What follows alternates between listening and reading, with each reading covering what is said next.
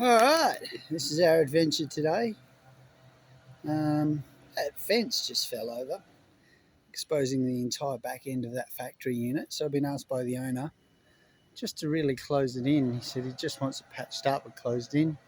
He's not after anything special, just so that people can't break in and steal stuff. So what we're going to do is we'll put 2 patio tubes, one across the bottom, one across the top.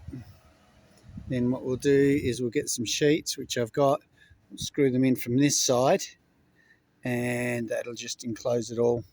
And then to finish it all off, I've got to jump the fence to get out of the next door neighbour's factory unit.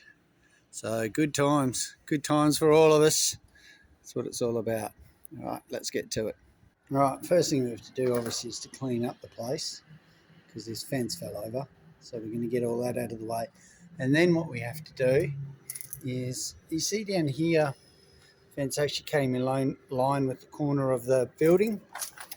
Well, we've got to chip all that away because obviously the sheets are going to come down, and if they're hitting that, it's not going to work to keep the water and everything out. So that's the plan.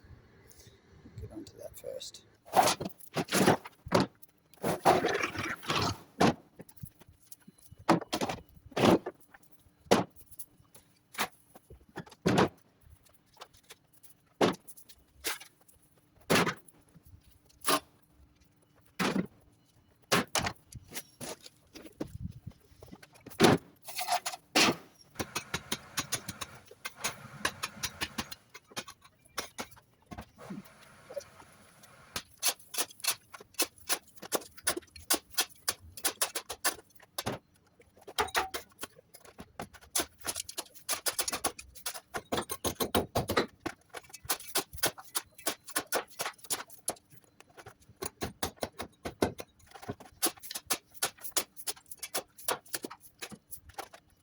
Okay, so for the first sheet, there's not going to be a beam across, but it's really only the one sheet.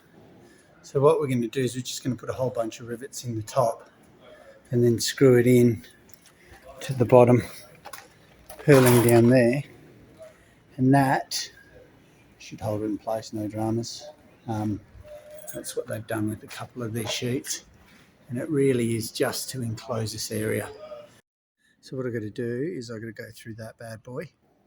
All right, and this here is an external patio tube clip. When I say external, it goes on the outside of the patio tube.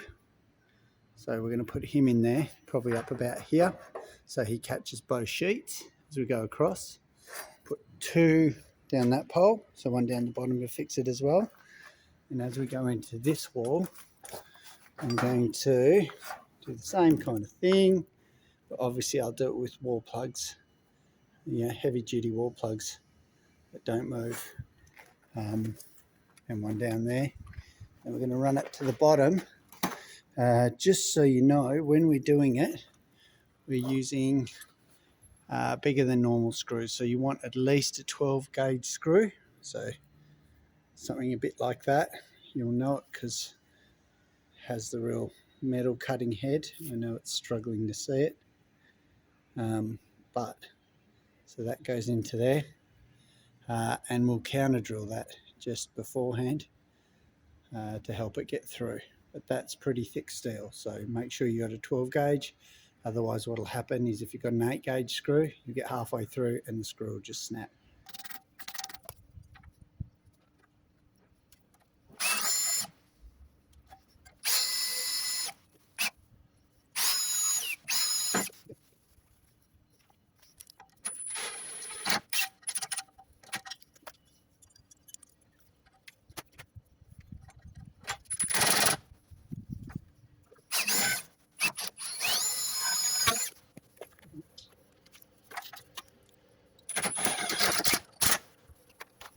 All right, just quickly while I got you here, there's 2 types of clips you can get for these. I was telling you about the external and the internal.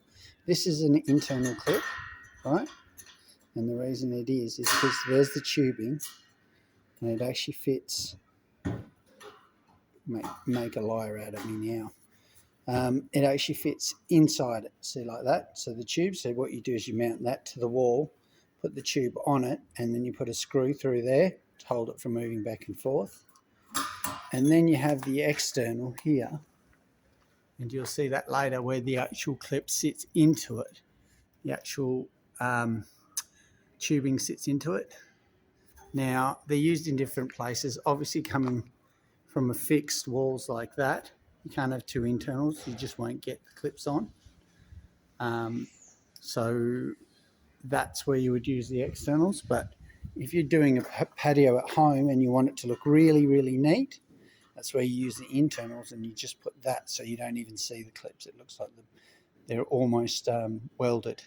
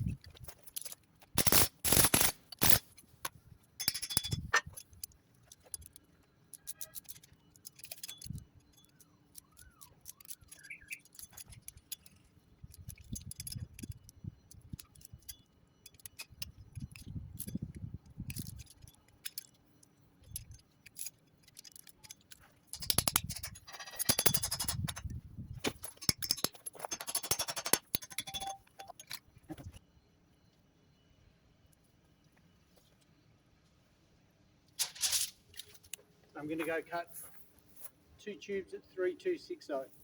So I'll just show you this. When I cut the posts to go in the external clips, I also take a tiny bit out of the bottoms.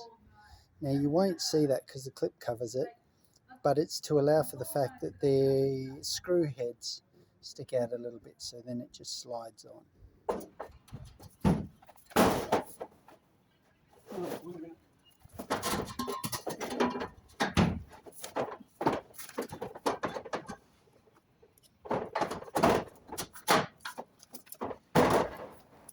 One down, one to go.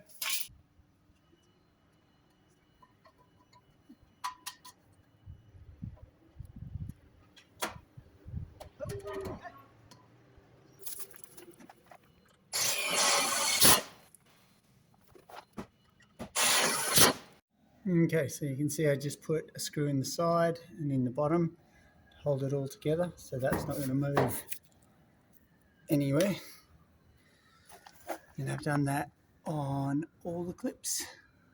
So they are now in place, and now it's all about putting the sheets in.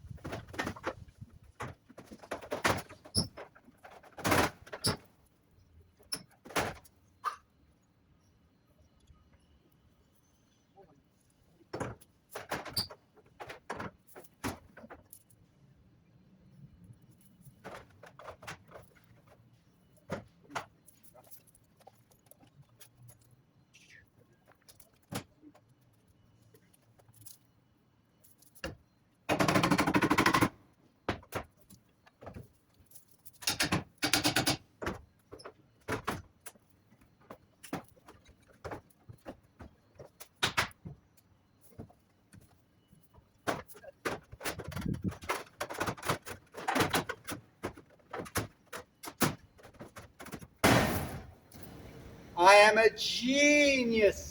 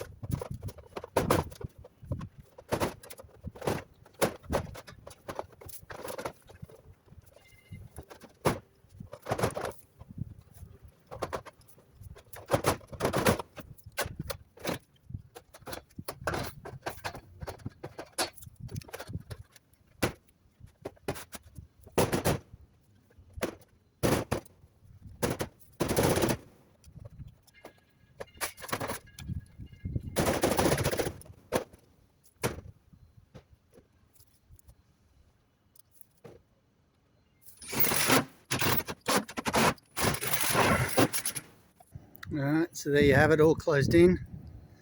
Now, I'm not going to win any roofing awards for the beauty of that, because you can see we were struggling to get things to match up. But there are a few things to pay attention. Make sure your bottom sheets go under your next ones, so that when the water runs down, it drops onto that and away. If you do it the other way, it won't be waterproof. Now, depending on what screws you got, they can either go in the actual bottom, in the trough, or they can go in the top.